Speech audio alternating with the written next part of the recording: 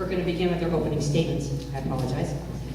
And Rudy, you're going first with your opening statement.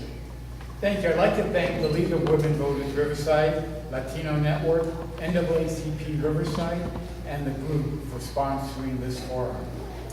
As we all know, California is in dire straits and has been for several years.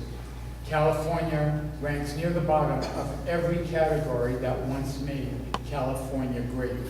California businesses are leaving the once great state because of overtaxing and overregulation. As business leaves, job disappears. As jobs disappear, more and more families are forced onto government-assisted programs. When that happens, everyone's taxes go up. Crime in California is at the point where our prisons can no longer house all prisoners and is forced to burden counties with the unfunded mandate of housing state prisoners. Education receives a lot of lip service, but what improvements have we seen over the years? California public schools still rank 33rd in the nation for K through 12 achievement. If there is one issue all Californians should be able to come together on, isn't it education? Yet we allow a few with their own agendas to dictate to millions of Californians how, when, where, what, and by whom their children will be taught.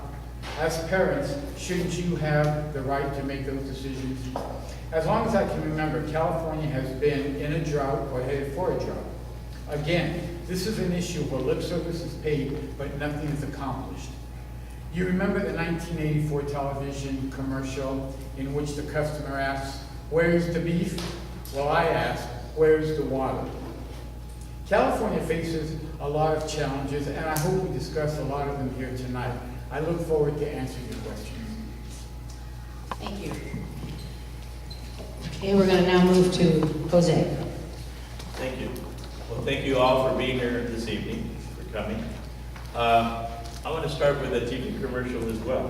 That was a TV commercial that said, "What a difference a day makes," talking about men's suits. And I want to say this afternoon, this evening, what a difference 2 years makes to the state of California. 3 years ago, the prediction of the state of California was that it was ungovernable. We saw budgets that were over the time limit. We saw gridlock in Sacramento.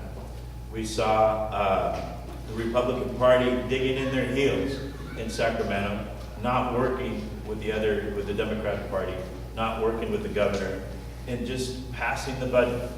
And we saw days late, sometimes weeks, even months later, that a budget was passed.